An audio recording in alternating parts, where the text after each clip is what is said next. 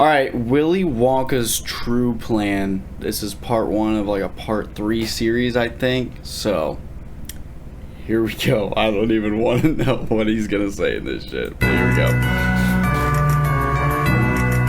Hello, I'm the theorizer, and after the recent passing of Gene Wilder, I was lured back to watching... This is a very old video, by the way. I think it was made in 2016. Willy Wonka and the Chocolate Factory. Not the Tim Burton 2005 one, I'm talking the original classic derived from Roald Dahl's book. I have always looked at this film and wondered, what exactly goes through his head as all of the children are altered and hurt around him?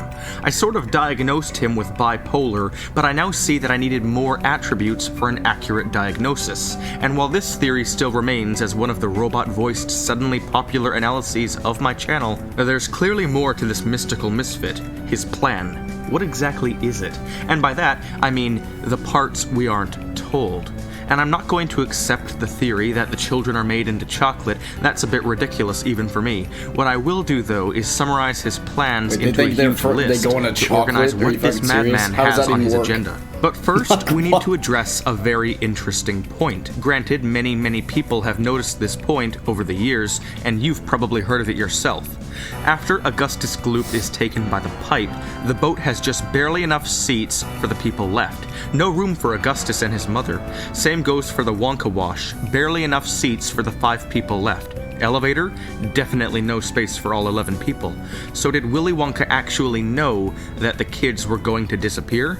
Well, if you still didn't know, yes, he did. We are told that his plan was to bring kids to his factory to turn the kindest one into a master chocolatier and grant them his factory. He had an employee pose as Slugworth, a competing chocolatier. This phony Slugworth was to ask each ticket receiver for an everlasting gobstopper. The child who was nicest and didn't give it to Slugworth was awarded a factory, and the children who were selfish were taught a lesson about their rudeness, and their parents were taught to become more strict. Fairly standard plan. He is doing as the saying goes and is killing 2 birds with 1 stone. Okay, I know that this is what happened, but it's always so much creepier when the theorizer explains it. Like, not only does he help bratty kids and parents become kind and strict, but he finds a perfect person to give his factory to. Although, you know, if you're dealing with me, you'll be guaranteed that there's more to it. And I will repeat myself, I don't believe he is turning kids into chocolate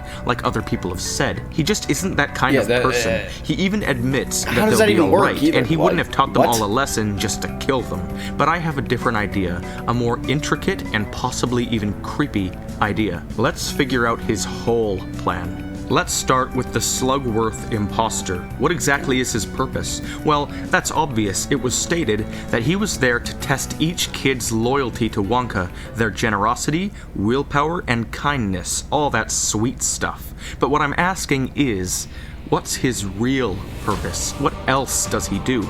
We see that in the chocolate factory, there's lots of chocolate, clearly, but there's also many rooms that have absolutely nothing to do with chocolate and simply don't fit at all. They're very oddly specific to each kid, and out of the likely tens to hundreds of rooms in the factory, he takes them to those few in particular.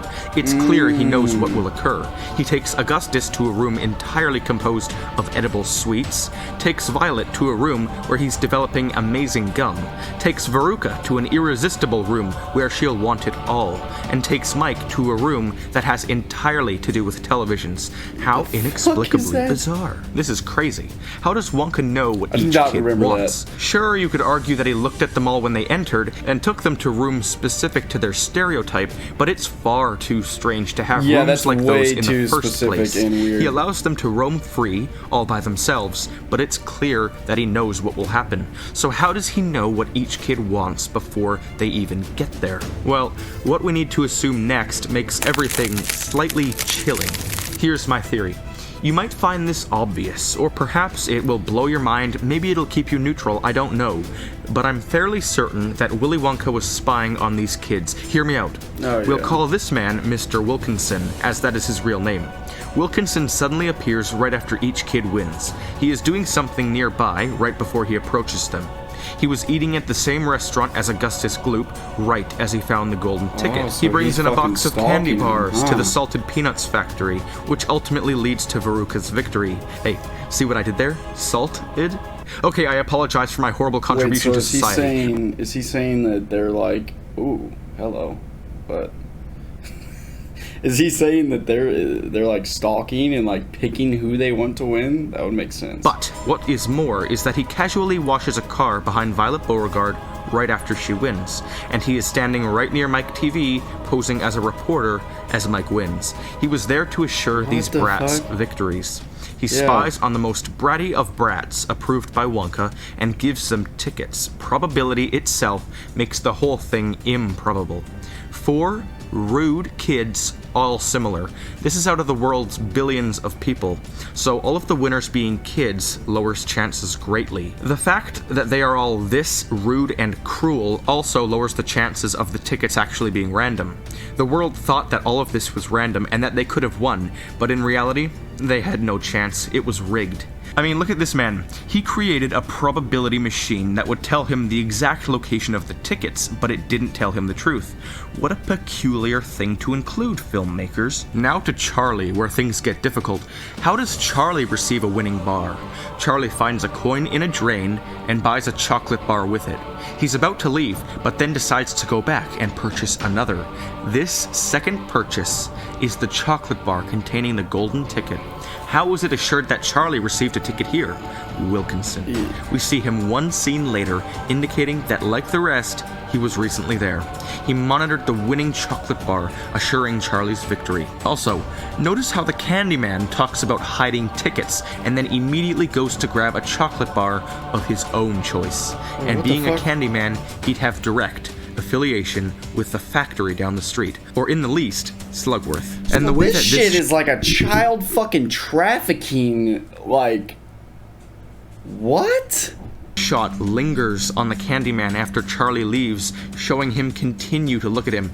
So sneaky. Oh my God, but the big question is why? Creepy. Why Charlie, a nice boy compared to all of the vicious and brutal kids? Something massive to consider is the timing. The craziest thing in the whole movie is the timing. Wonka opens his factory only a few days after Charlie longs for its insides. How strange. How perfectly specific. Wonka also says how he needs a successor, someone to take on the factory after he passes away. So compiling all of this together, we have our answer. Needing a successor, Wonka sent out Wilkinson to find the perfect child. Charlie, a poor boy that lived down the street, was a perfect fit for a successor. Pure, innocent, kind, fun, chocolate-loving, and perfect for the job.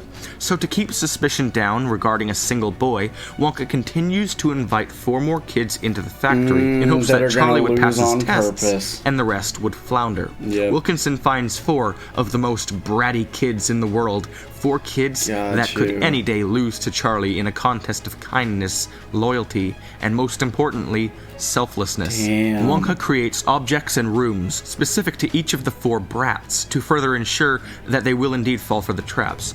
Notice how there's no room specific to Charlie, no room at all. And if you're gonna say, oh, but what about the bubble room? Well, the bubble room wasn't intended to trick Charlie. It was a test, not a child trap. Wonka just passes right through that bubble room. This is completely the opposite from what he does in the other rooms. He waits there and waits and waits until the kid that room is designed for engages in their terrible actions, and this teaches them and their parents a thing or two about selflessness and parenting. Also, Wonka repeatedly acts strange around Charlie, almost like he's a secondary character to He wants to fuck. God damn it, dude, why? him. He makes him sign the contract last. He pauses and waits to give Charlie a gobstopper last. One for you, and one for you, and one for you. Yeah, what about Charlie? And one for Charlie. And he speaks slightly differently to him. He always keeps him at the end of the line and away from the spotlight of the other kids. The bubble room is a strategically placed test. It was a room he knew Charlie would use, which would break the contract, and this would force Charlie into the final position of giving up the gobstopper or not. A final test, past. Notice how Wonka just assumes that they used the bubble room. In the Golden Goose scene, he couldn't have had any idea that they even used the room, and he just acts like they never left the group. How odd. And when Charlie wins, he says he knew Charlie would. 4 bratty kids. Of course he does. 1 kind kid. Such odd that probabilities. Is so fucking Wilkinson, weird. the Slugworth imposter. The contract, rehearsed songs, minimal vehicle space, strategically placed bubble room, oddly large pipes fit for a fatty, lingering shots, timing, chronically apathetic tour guide, intelligent mastermind, succession, extremist parenting tips, all of it. This whole thing was to get Charlie to win. He even says at the end how he's sorry for putting him through all of it. I'm not too sure if all of you think this is obvious or not, but I think it's pretty cool.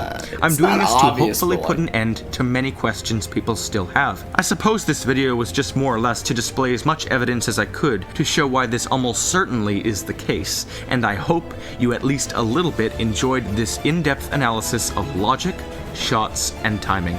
So, in summarization, Wonka was killing 3 birds with 1 stone. First bird, saving the futures of these brats by teaching them and their parents lessons. Second bird, saving a poor boy by turning his life upside down. And third bird, a successor. Wonka needed a replacement, and via an extensive process, he succeeded in helping the lives of many people. Brilliant. I hope you learned something, and until next time... So he's not saying that he killed them or anything like that, which I thought that's where he was going to go with that. But, yeah, it seems like a big-ass fucking, like, child trafficking fucking cult or some shit. He could have went way darker with all that. And I think he might in part 2. So if you guys want to see that, hit the like button, drop a follow, and I will see you guys in the next one. Peace out.